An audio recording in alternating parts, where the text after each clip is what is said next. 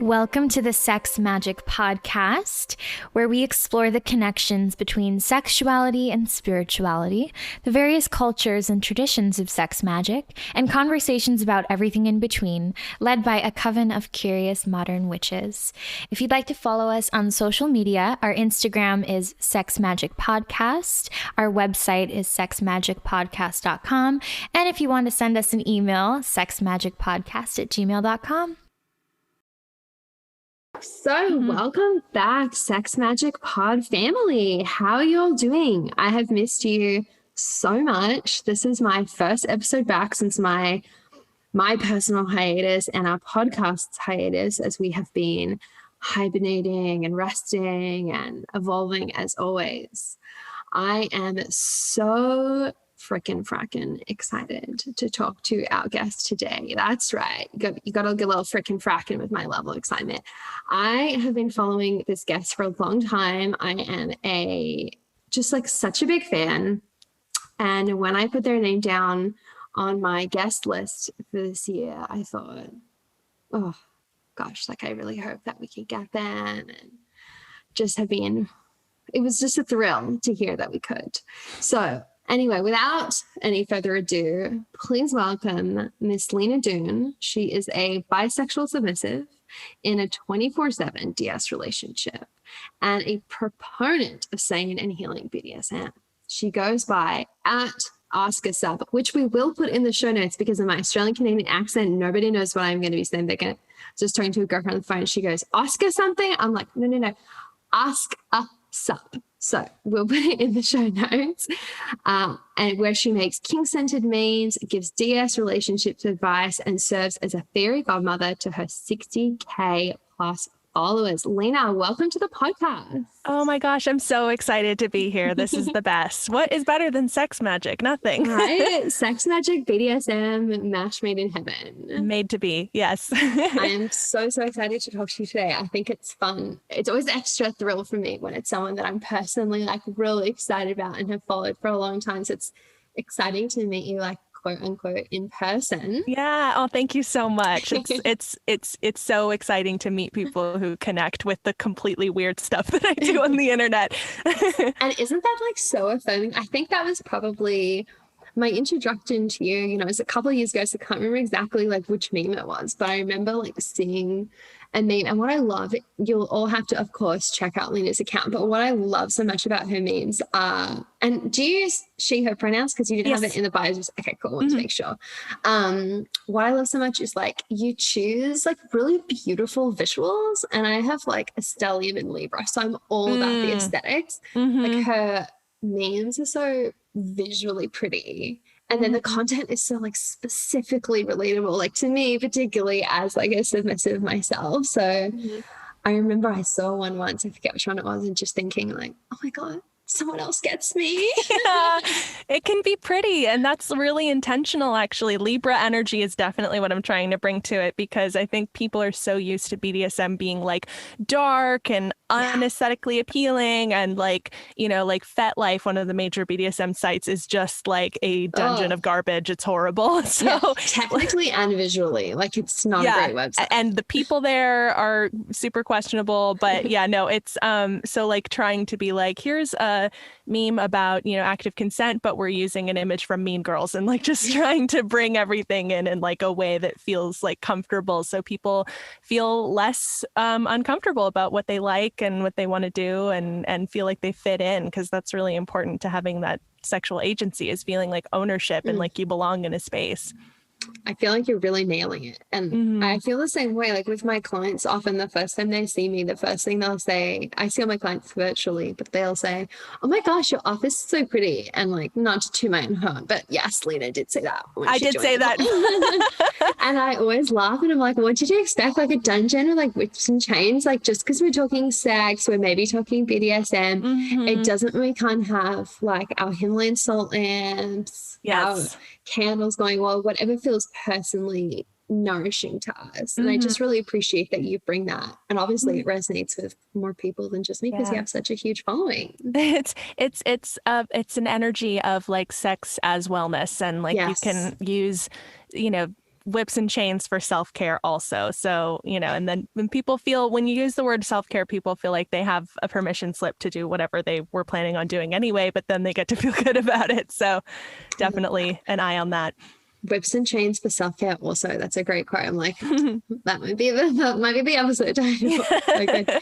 So Lena, I'd love to hear like a bit about your story and how did you, just as much as you're comfortable sharing, like how did you come to BDSM? How did you decide that you were going to make memes about like BDSM, sex positive content? Like tell us everything. I'm so curious about you because it's like you keep so much of yourself out of your account, which I'm sure is very intentional. It's definitely, there's like all a little curious.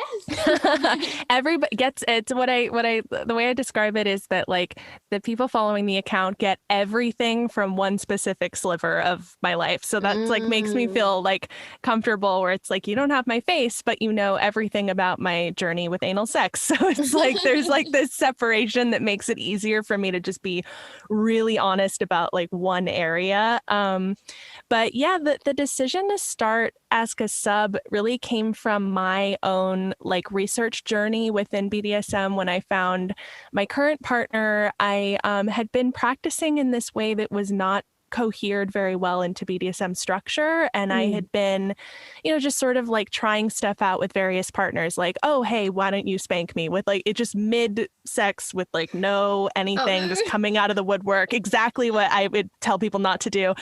And I felt this sort of like sense of like isolation and like there was something wrong with me. Like, and then as I met my current partner and I got way deeper into the research aspect of it, I found that the research was not speaking to me either. Like I found that like the content, when you plug in BDSM plus whatever into Google and you end up on these websites that are, older and a lot of times written by DOMs, like I felt that it was sort of communicating to me that my particular aesthetic energy like wasn't welcome in this space, or that there weren't people like me, or that I was sort of trespassing somewhere that I didn't belong, because I think a lot of BDSM education is so like fantasy driven that there isn't like this aspect of the reality of it, and people want to know, to me, like when you go to these sort of traditional sources, it's like negotiation is very serious and you draw up a contract and and it's very, regimented and in this very specific way that would make personally, like if I tried to do that over like a cocktail at a cute bar in Silver Lake, I would feel really weird. Right. So I had this sense that like I want to create a voice that speaks to people like me who want to know how to just do this stuff without all of the formalized fantasy talk around it, and just be like relatable and ask a sub, ask me anything, ask me about what, how I got here and why I've been doing it. Because there aren't that many submissive voices educating either. It's like mostly DOMs, because obviously there's so many skills for them to, employ, the spanking, the tying up, the rope, and what have you. But there's also all these soft skills to being a submissive about like owning yourself and understanding your desires and communication and all of that stuff, again, like needed to be talked about, and somebody had to do it. So I guess it was 2 years ago, I set up a Tumblr account. Tumblr, I miss Tumblr. Right. I mean, yeah, it was a totally different world on Tumblr at that point in time. But I just took like questions that my friends had asked me about being a sub, from ranging from like, how can you reconcile feminism with submission, because that's not a traditional expression of power, all the way to like things that like were a little bit funny but like also needed to be covered, like people being like, are you allowed to be on top when you are a sub? Like yeah. Yes, I am. But like covering these questions that my friends had asked me, and so I like wrote out these questions like, dear Lena, blah, blah, blah, blah, blah. And it's me writing the question, and then I would answer it. And from there, I was like, maybe I should have an Instagram account tied to this question thing. And slowly I started noticing that memes did really well with kinky people because there just weren't enough of them. But the ones that performed really well were like Zootopia kink memes, which like Wow. no shade on Zootopia. That's great. The furry community, God bless them. But like for me, it was like, That's I so need to see, specific. I need to see like an expression of sexuality that's not like Pixar, just for my personal reasons. So it was like, well, let's just try doing this. And so that's sort of been and it's just grown and grown and grown, the more memes, because people really, it's like an easy way to share information. I really love that. So it's sort of been it sounds like it's been an intersection in your personal education journey, and then like as you're getting that advice and resources, being able to distribute it out to other folks as well. Mm-hmm. It's interesting because reclamation is such an important part of my personal and professional work. And I feel like, particularly in the example questions that you just gave that people ask, to me, they're all about that reclamation of power. And I think we often, particularly for folks that aren't educated in BDSM, they sort of conflate submission with,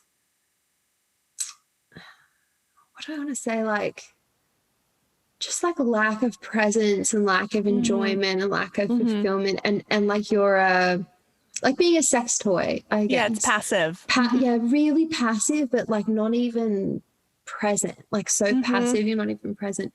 And for me personally, it's been nothing but the opposite. It's been like an incredible reclamation of my power through being submissive. Have you found that same experience in yourself? And then it's sort of like answering those questions from everyone. It's like constantly giving them permission to like, yes, you can use your power in this way. Absolutely. It's something like you go through phases, something I wasn't prepared for in terms of giving advice, which is what most of the work has turned into over time, is that you get the same questions every single time. And it's not necessarily that people haven't read what you've said, but they're definitely, or they haven't, but they're looking for a new, fresh take. So it's something that's been really healing for me in a certain way, to constantly be asked the question of how can this be feminist and how can you be empowered doing this? Because every time I try to find a new angle on it. And yeah, I think that it's very strange how people come in with this view of, well, the dom is in charge and they're calling all the shots and they're telling the sub what to do. And so the sub is just in this sort of mindless trance, doing everything and deriving no pleasure from it. And, people be like, what would you do if your dom told you to do something you didn't want to do? And it's like, say no, because I'm here. And the things that I'm being told to do, the experience of exchanging power and saying like, you are in charge for this prescribed amount of time, is something I find really pleasurable, and I enjoy giving that up. But it's, the classic thing that we say in the community is that you can't give up power that you don't have. So there's, if the submissive isn't, in charge of their own limits and they know what they're interested in, and they're, taking care of business in terms of their self-care, their identity, like you bring all this stuff to the table and then you offer it up to exchange power. It's not, I'm a powerless person and I'm being overwhelmed by somebody who's not understanding my consent. That there would be no pleasure in that situation. Yeah, I definitely relate to that personally, like just reflecting as you're speaking on that, of the sex that I had before I was in a clear BDSM relationship. And if anything, those sexual encounters were the ones where I didn't feel in my power. I certainly wasn't having a great time. It was much less consensual because I was just kind of like, hop on a ride, let's see what happens, let's see where this train goes. And most of the time I was pretty disappointed, and like you mentioned earlier, like I'd be like, oh, do you want to choke me or slap me or whatever during, and just like making all the classic mistakes.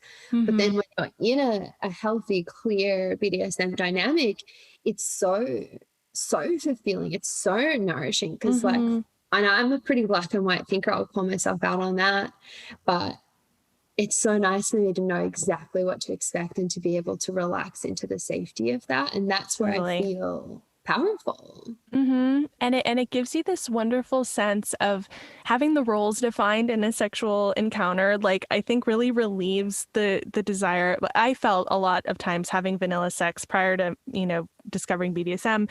I felt this huge pressure to be cool and to like do things in a cool way, and like, oh, you know, I'm really edgy and I've got all this experience, and like I'm gonna, you know, surprise you. And getting to do BDSM scenes where I'm not directing the action, I get to sort of relax into this more vulnerable space of accepting that exactly how I'm showing up is what's desired, and I don't have to do this performance, which ultimately that sense of performance really separated me from like enjoying things and being able to relax, because it sort of takes you out of your body to have this like meta discussion of like, how cool is this and how like porn is this, and am I, you know, coming off in whatever way. And instead it's just, you know, the joy of submission is to just sort of turn all that off, because it's like whatever I'm doing is what I'm supposed to be doing.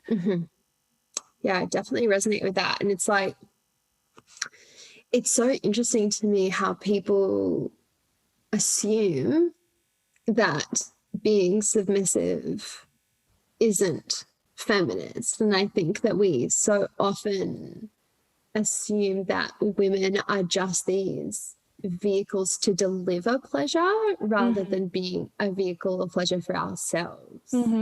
And I think it really speaks to society's view on women. Because if we just had if society had a healthy relationship to sex, and someone was like, oh yeah, I'm a full-time sub, you'd be like, wow, you must be loving that, because otherwise you wouldn't be doing it. Thank you. Yeah. And that's, it's like, you know, I go back and forth on the feminist question all the time, because, you know, part of me wants to say it is feminist. It is empowered. I'm, you know, I have sexual agency. I'm, you know, I'm in a dynamic where I'm experiencing power in this specific way. And that's all really important. But then at the same time, I'm like, why does everything that I do privately need to pass a test of feminist theory according to whoever's asking me at the time? And, you know, the right, like all of our received notions of feminism are going to be slightly different too, right? Because, you know, I think a lot of like the feminism that I predominantly had prior to doing a deeper dive into it was like, you know, coming of age in the era of like Jezebel, you know, and being very invested in this sort of like upper middle class white lean in Sheryl Sandberg feminism of like, in order to be a good woman, you must approximate masculinity, do it better, and be like a corporate boss bitch. And so a lot of people come to me with that notion of feminism, which is ultimately, it's not really about equality for women. It's about increasing privilege for specific women. And so when you come in and you're like, how can you have sex and be feminist? It's like, I don't really know what we're talking about, because it's like, why is that not okay? And also, why is our concept of feminism so tied up in this sort of strange, I don't know, like plagiarism of masculinity? Why can't we like experience, and, you know, not in terms of gender, but in terms of like, you know, energies, why can't we experience feminine energy as it has been like so maligned through time? Like, why can't I do certain things that are deemed feminine? I don't know. It's I mean, if the sex is consensual, it's feminist. Like, yeah, let's just leave it there, and it's no one's business. Also, like, as you know, the great Esther Perel says, you know, the erotic is rarely politically correct, and we should be able to have space consensually to play in those areas. It's just, it's so depressing to me how highly scrutinized and almost like regulated, I'll say specifically femme, because that's my experience, sexuality is like, and feminism, because I was just having this conversation the other day on Instagram. It's like, feminism, I think like the intent was that we can have it all. But I think a lot of the outcome, to be honest, has been you have to have it all, and you have to have it all the time. Yes. Like, you can never let go. Yeah, there's no space for like, you can have it all, and you should be able to have just whatever it is that you specifically want. It's so tedious to me, like on a social level, and then on an, you know, sexual level. Yeah. I mean, sex that is, and And it's totally valid for other people if that's what they want to do. But for me, sex that is extremely focused on perfect equality really stresses me out because Yes. like I'm one of those people, and I think a lot of people with vulvas have this issue that like I don't come extremely easily. It's like it's an involved process, and I feel like and I have felt this before, this feminist inflected pressure where it's like if I'm not having like 6 orgasms to every 1 orgasm that a male partner has, then I'm failing the movement. And it's like I've never had 6 orgasms in one day. It's not going to happen for me. Like, let's just like, let me do my thing without it feeling like I don't know, like a traitor. And then it just becomes this like oppressive orgasmic hierarchy and pleasure hierarchy where it's like, hey, maybe for me, having my partner choke me out and look deeply into my eyes and be like, I'm going to destroy you. Maybe for me, that's better than an orgasm. Yeah, in fact, it is. But it's totally, and the pleasure hierarchy is such a thing. And it's also really interesting because a lot of my work has been around talking about my experience of really enjoying denial and humiliation and like these aspects. Like but once you start talking about it, people are like, oh my God, they're very concerned about you in this sort of infantilizing way, or there's this feeling of like, well, you don't really know that you're playing into patriarchal themes by wanting to be degraded, humiliated, have your orgasm withheld, watch your partner have sex with someone else in front of you, et cetera, et cetera. People hear that and they're like, oh, are you okay? And it's like, also, yes! What if it's fucking fun to play into those patriarchal things? Like, don't assume I don't know. And we all live with those themes all the time. So like putting them in this consensual context where we have safe words is can be really lovely. It's like a way of rediscovering what has been non-consensual for all of your life. And now it's like, if the patriarchy energy is stressing me out, I get to call my safe word, and then it's not there anymore. So and there's so much we're allowed. healing within the area of recreating and reframing. Like, again, just going to butcher and paraphrase an Esther Perel quote because I'm obsessed with her as always, but apparently particularly today. How she says, and it might have just been in a workshop I was at, so I apologize if it's not a familiar quote, but it was something along the lines of like, prisoners rarely play pretend that they're prisoners. So for me, my experience of sex with every partner I've had before my current primary partner, I didn't feel safe for whatever reason. It was different for each one to be able to like say what I wanted and explore and take up that space. So to be able to play with if you saw my sex from outside, you'd be like, oh my God, is that woman okay? Sometimes. But to be able to play with some of those like not politically correct, not physically safe appearing behaviors, concepts, and ideas in an actually safe container of consent to reframe my personal trauma, but also like we're talking about like the social trauma of being a woman has been so profoundly healing. And if people would just fuck off and like not act like we don't know what we're doing. Exactly. That's context is so key to all of this stuff. And that's something that I say a lot is it's like the window test. Like if you're going to look in at what I'm doing from outside the window, you're probably going to think, something bad is happening. Especially when, certain times playing with submission, playing with pain, I might be crying. And for me, that's like a really cathartic, like sacred, beautiful experience that I feel comfortable enough with my partner to do. Love crying during sex. It's lovely. All day, all night, just whenever.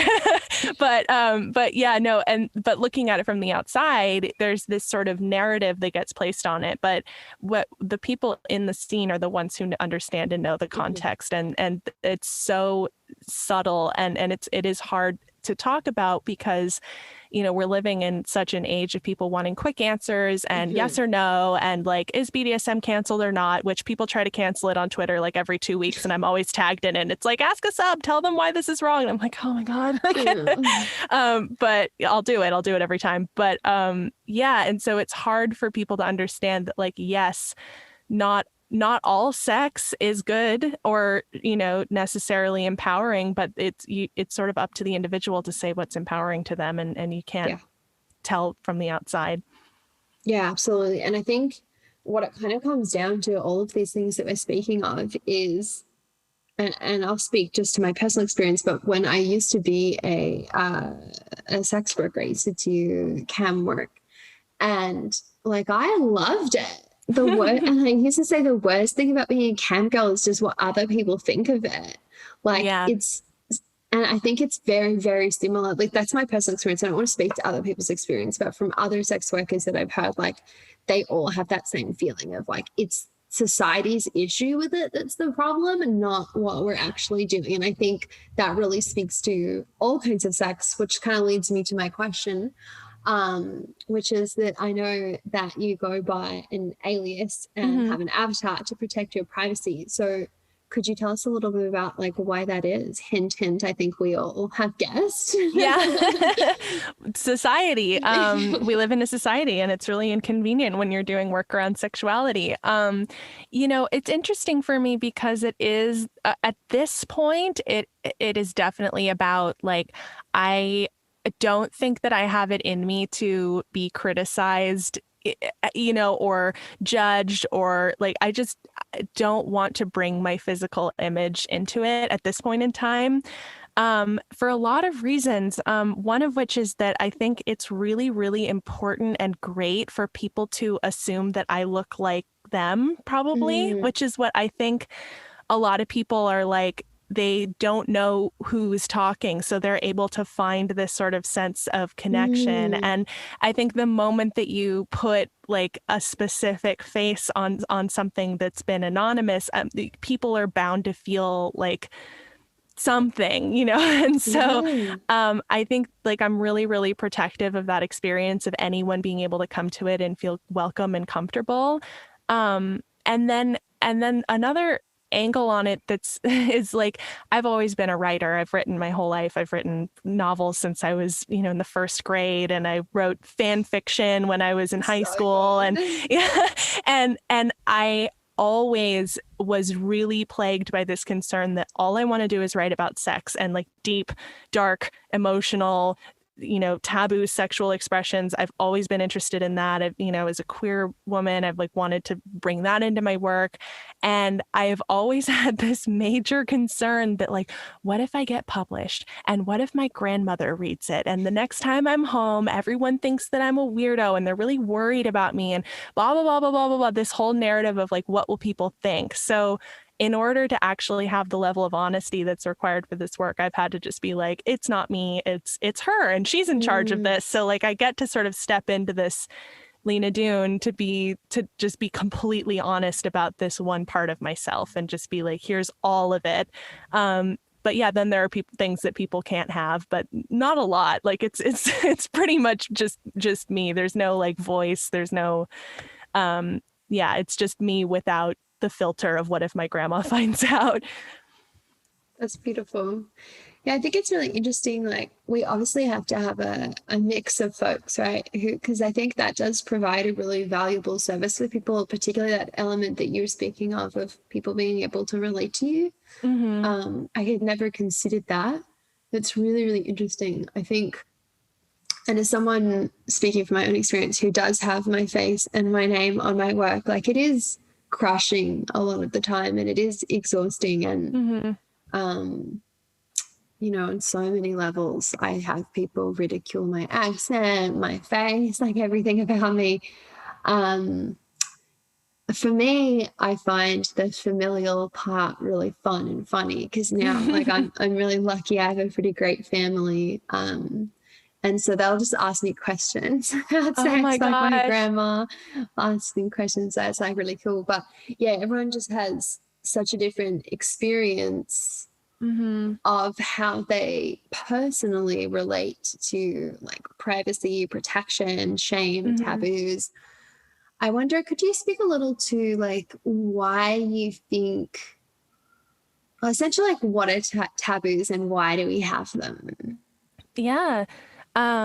It's so interesting because so much of kink is centered around taboo and things that you're not supposed to do. And it changes with time, taboo. And I think that one like perfect example is like eating ass has been in the past, like absolutely not, like very, very controversial. Like there was an episode of Sex and the City, from whatever, the early 2000s, where they're all just like horrified by the concept of it. Sex and the City is also so not sex positive on the rewatch. The worst. It's yeah. But also I will never stop loving it because it was my first introduction to anything sex related. But yeah, no. So these things sort of shift and change through time.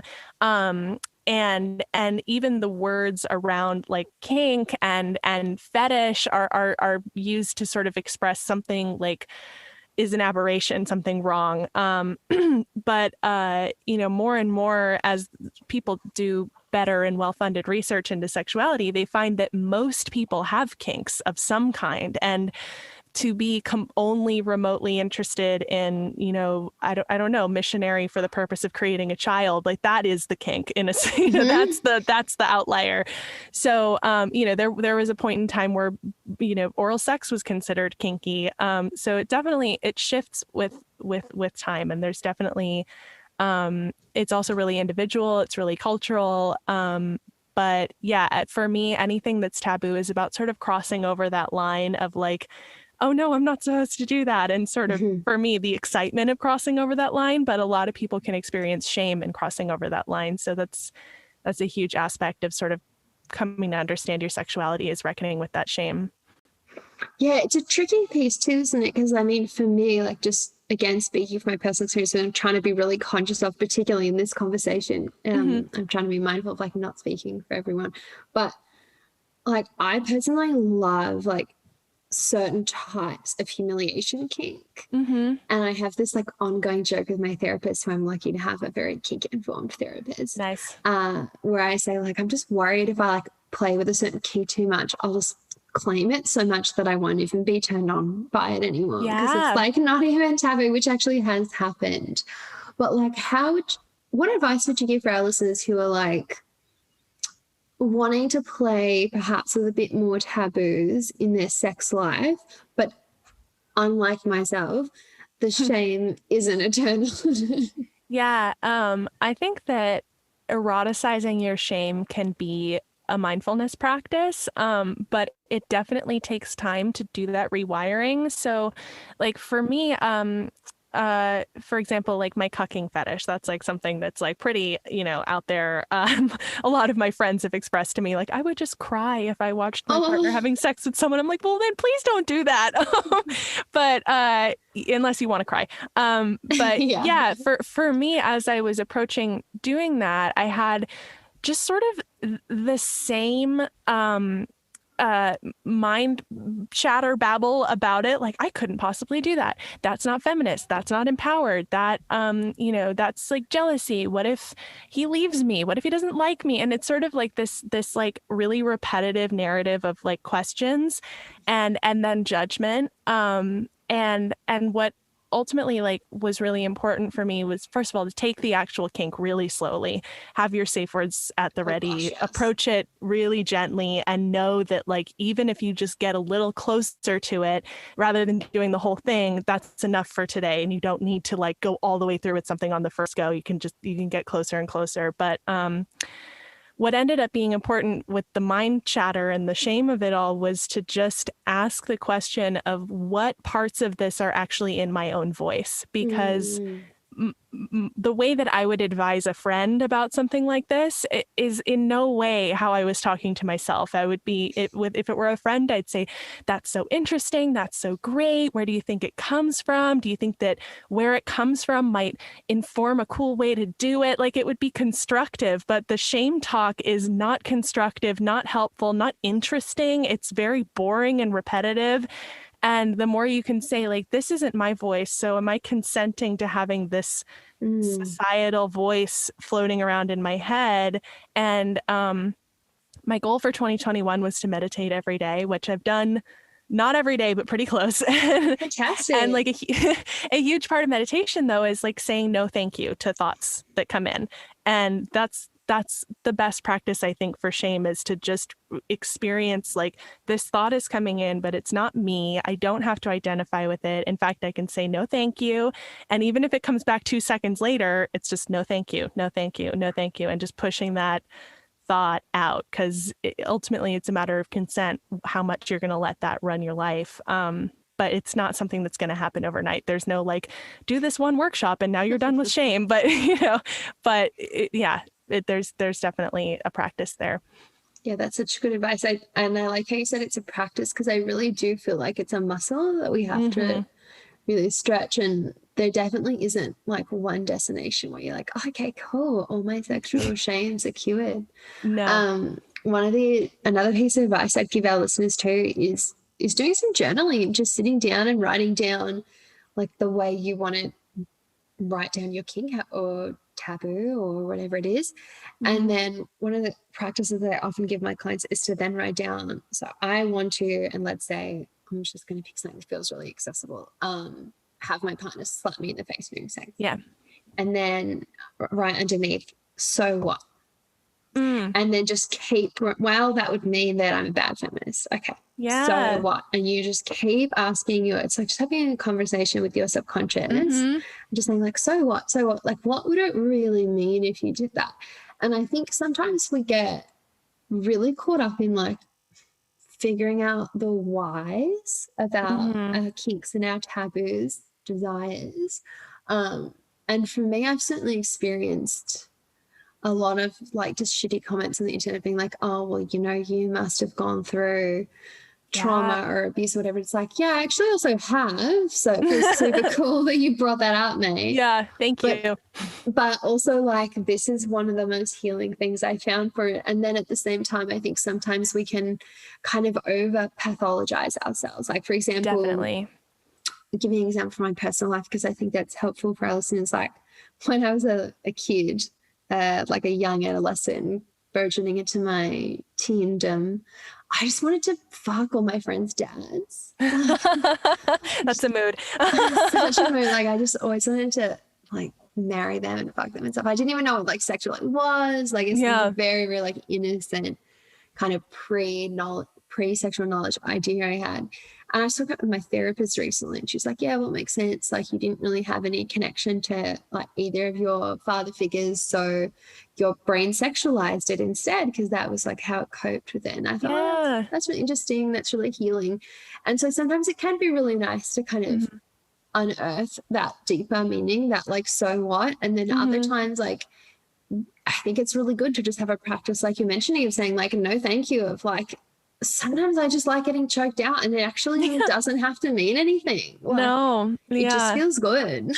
Exactly. And it's so interesting, because there's those two layers definitely, where it's like the societal taboo that we've placed on certain physical sensations. Like, yes, you do want to interrogate where the desire comes from, especially if you're, talking about DOMs for a second, like if they're in a position of power and they, in society, and then they want to enact a power fantasy on a submissive, they interrogate that. Definitely need to interrogate that. But then there's also like a layer where it's like, I like the sensation of a hand quickly smacking against my skin. That's a sensation that I like. But people, of course, take the sensation, and then the taboo comes, and it's like, well, that's painful and you shouldn't like pain. And it's like, well, actually, I just don't like non-consensual pain. I can like consensual pain because it feels different. But yeah, definitely there's that layer of interrogation that can be really, really important when you hold certain privileges. Like I'm thinking of this whole Army Hammer thing that just happened. Yes. Like the elephant in the room. I actually had forgotten about it because I was so like, this is 2021. Is this what we're dealing with? I know but it's like with seemingly, if you're taking all of the things that we've received from this narrative as real, and I'm actually not that interested in whether it's real or not, because we're discussing it like it's real. Same. So we need to just deal with it like it's real. He seemingly was whether it's real for him, it's real for someone. We'll right. just put it that way. Exactly. And people saw it and they felt a lot of things. But, obviously he's occupying this position of extreme power and privilege in society, not just being a white cis man, not just being extremely famous, not just having grown up really, really wealthy and still being really, really wealthy and having lawyers to make people sign NDAs. And there's this sense in the texts where he's sort of also just trigger warning. We're going to briefly mention these texts. If you don't know what they are, the trigger warning is around like consensual quote unquote cannibalism. Yeah. So he's really what else to label it, but if that's too much for you to hear, skip over for the next few minutes. Keep going. No, definitely trigger warning on everything to do with Armie Hammer at this point. I think he ruined also, Call Me by Your Name. I mean, well, his family owns Arm & Hammer, the baking soda stuff. Yeah, oh my God, you just spit out my tea. Yeah, and I'm not kidding. They own Arm & Hammer, and they named him Armand Hammer. So egomaniacal. Sorry so to starting that. there, that seems egomaniacal to me. Even if that were the only thing that he was dealing with, he would need to counterbalance that with his. But yeah, so when you're occupying those many intersecting extreme privileges, you have to counterbalance with somebody you're entering a power dynamic with by making space for them and making sure that they're comfortable and doing extra work to seek out their comfort. And when you see those texts, real or not, we've all seen them, it's just like text from him, and then like, okay, from her, and then text. And she's like questioning. She's like, this is a lot. Oh, you're bringing this up again? Like, for me, if it's not a fuck yes, it's a no. And absolutely. If I was the person in the blue text, if I was Arm & Hammer, I'd be like reading it as a no. I'd be like, I don't think she's that into this. And this is an intense fetish. Very intense. And when you bring out an intense fetish like that, you need to make a safe container for it and solicit the person's consent or issue a trigger warning like we just did, which is like, how hard is that? You just say, we're about to talk about cannibalism. Is that okay with you, or do you want to skip past it? And it seemingly, from what we've seen, wasn't given that at all, and was also he was this extremely wealthy, famous, handsome man is just dumping his sexual exploration of like all the emotional labor, just completely out of control, dumping it on this person. And that's the side of it where like he needs to go to some interrogation of his kinks boot camp and do some work. If you're listening, you can email me. I will get in session with you and help you out, bro, because this is not the way to go about it, buddy. Truly. And like, that's such a great point that you make about power. And this is just more of amusing, but I wonder really that someone in that type of a position could ever really have a safe power dynamic with someone. Like, I think that would be almost impossible to ascertain, particularly with the historical context, trigger warning, mention of murder, of how many fucking rich white men have murdered women and gotten away with it. Like cough, Black Dahlia. Yeah. I just think that it's such a, that example I think is a really interesting one. And again, we don't know if it's really him or not, but it's really a situation, right? That someone's going through. It is such a situation. And that's a really important example that we all have, because what it has done is it's taken all of the privilege dials and turned them up to 11, like every single aspect that you could possibly have of like able-bodied, cis, conventionally attractive, white man, famous, rich, et cetera, all of these things are turned all the way up. So I think as a society, we can all experience this yuck factor of someone leveraging these things. But the problem is that like when you take it down like a million notches from the Armie Hammer level, you will still get people in society with certain privileges operating with the language of sex positivity. I think Bitch Media did a really, really great piece about it. I'm blanking on the author's name, but that abusers will leverage the language of sex positivity. And when people feel this sort of intense internalized shame about their desires, but they find someone speaking to their desires with this confidence, that can create this really toxic feedback loop where that person, because of the shame, is isolated from their networks, isolated from being like, hey, does this sound okay to you? Because, if you say you're a sub and you want to get spanked and all of your friends are this style of feminists that think that's not okay, there is an okay way to get spanked. And there's a way to get spanked that's someone leveraging privilege and abuse of power on you. So if you can't say, hey, does this seem okay, to a community that understands, that isolation gets really dangerous. And so that's coming back to like the memes, but like that's like a big part of what I'm trying to do is tell those people that. Like you have an absolute right to own wanting this. You can want it, but you need to exercise it in a way where you're being respected and valued and treated well, because just because you like to be spanked doesn't mean you shouldn't be treated like a beautiful, precious prize, So that's the whole thing, because being alone with that shame is it's dangerous. And so that's what shame does. It isolates.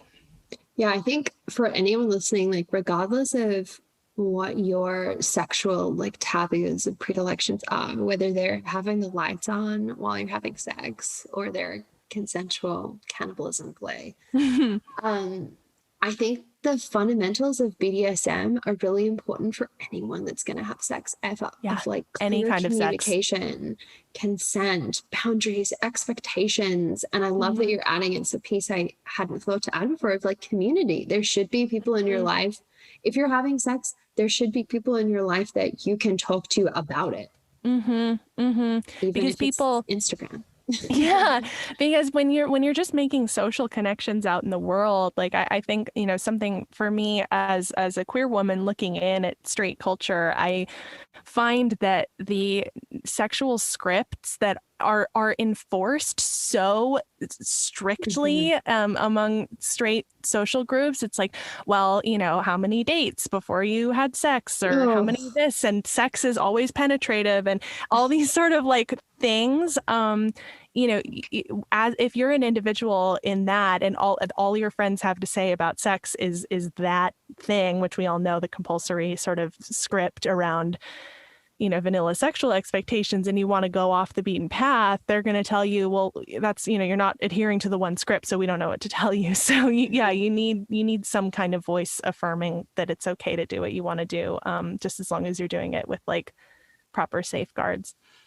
Yeah, I think at the end of the day, like it kind of comes down to, now that I think about it, good sex, particularly, when we're talking BDSM, should feel to you like an affirmation of who you are and what you're about. And like you're not compromising or sacrificing a part of yourself, You want to feel seen and not like, and that's the weird thing about that sort of compulsory heteronormative script. Like for me, I felt very erased in that. It's like, we don't care what you want. You're going to, if you're having sex with like a cis male partner, it's like, you're going to give a blowjob. You're going to fuck in this exact specific way, penetratively. You might like do a little bit of dirty talk.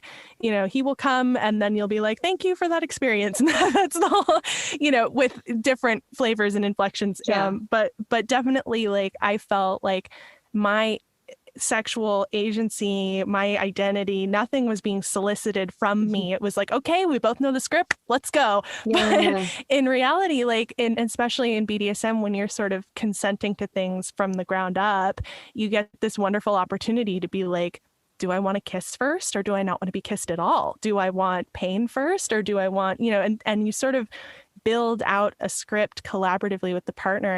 And that takes a lot of vulnerability to be like, I don't want to do this thing that we both have already decided is what's supposed to happen. I want to create something new. And it might be embarrassing. What if I say something that they think is weird? But like bringing that vulnerability in is like sets the stage for so much connection that can be really, really great.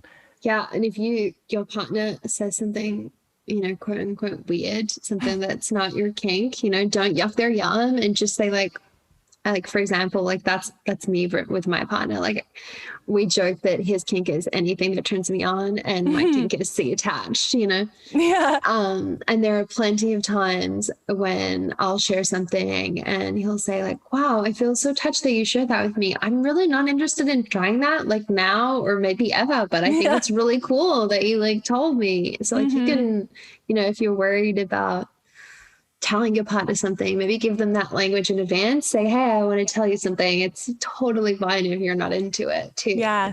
I feel like I love what you said about how kind of sex had felt before BDSM kind of came into your life. And it made me think it's sort of like and this is speaking from personal experience, sometimes you go to the circus and they pull you up on stage and you're kind of just figuring out how to go along with it and be a good participant in it. And that was certainly how I felt in every sexual encounter before I met my primary partner. And I think good sex is more like you're in an improv troupe together. Yeah. You're yes-anding. You're yes-anding. You're like, yes, wow, you told me that. And I don't really want to try it, but is there an element of it that we could flesh out and like do together, you know?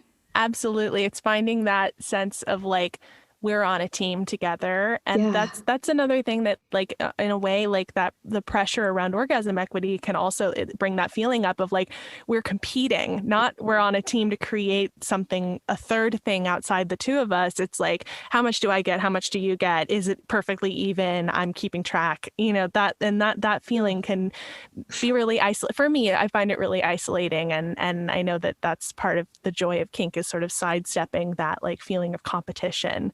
Yeah, it's just like not a hot vibe. Like as a queer woman, I've really found that with like all genders of people I've had sex with, like with men or people with penises that I've had sex with, it can be like, well, I came, did you? Or like they'll wait till I come so they can have theirs. Right. And when I've had sex with vulvas, sometimes it can feel so like turn takey. And it's like when all of us, regardless of our sexual orientation, need to, I think, just come to a place of more like sexual play and improv and have a good time. Like we were saying at the top of the episode, like if it's sex that's consensual, awesome, fucking go for it. Like we don't need this scrutiny and judgment on it. No. And that's what I'm here like thinking about like with that is that it's bringing a sense of play into sex rather than a sense of work, which is like, I get enough work from work.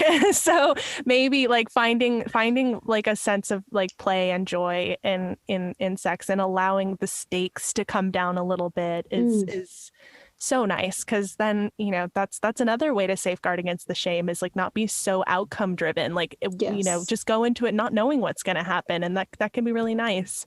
I love that. Oh, that is a beautiful place to end. I feel like I could speak to you literally all day about this. I think these are topics that I think are very near and dear to both our hearts. We always end our podcast by asking the same question. So I'm going to ask it of you, which is if you could go back in time and tell your younger self a piece of advice, it could be about sex, it could be about sex magic or anything that you like, what would it be? I think that I would tell my younger self that that she doesn't owe an explanation to anyone because what she wants to do is her business and people are just going to say whatever stuff they say and it just doesn't matter and they're not even really thinking about you that much. So, you know, I think that she was very driven by duty and doing the right thing and showing up in a way that everyone was palatable to everybody and, you know, being an overachiever and a good girl and, you know, just saying like, you define that for yourself and everyone else will see that and they'll be happy for you. And there's no need to perform what other people want. Fuck yes. The gospel from Ask a Sub. Well, thank you so much for coming on the pod today. I know everyone's going to really benefit from this episode, like regardless if they're into kink or not. And everybody follow her. I specifically didn't want to ask you a bunch of questions like, if we're new to BDSM, with who we did, all this stuff, because she just like gives so much of that content out on her Instagram and also Patreon. So lots of amazing ways to follow you. And also like in my community with some of my students, I told them that I was interviewing this week and they were all like, oh my God, I'm so excited. So I know everyone's going to be super excited for your episode and I'm just really grateful that you came to record with us. Oh, this was such a joy. I've just been so blessed by the Himalayan salt lamp and the rainbow and the many deep and amazing questions. Thank you so much for having me. Thank you, Lena. The Sex Magic Podcast is more than just a podcast. We are a collective, a community, a conversation. If what we do here resonates with you, I'd like to invite you to join us on Patreon. But what even is Patreon? It's an online platform where you can directly support artists and creators. In exchange, you receive exclusive benefits.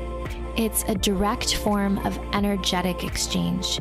If you'd like to join us on Patreon, we have some incredible monthly benefits, such as live Q&As where you can ask us questions every month and tune in to get them all answered. We also have an incredible Discord community where you can connect with other people around the world and talk about things within the realm of sexuality and spirituality, along with monthly resources, rituals, tarot insight, and crystal guides to help further your spiritual path. So if you'd like to support us and show us how much you appreciate the work that we do with the Sex Magic Podcast, I invite you to check out our Patreon. We have the link down in the show notes, but you can also go on patreon.com/sexmagicpodcast.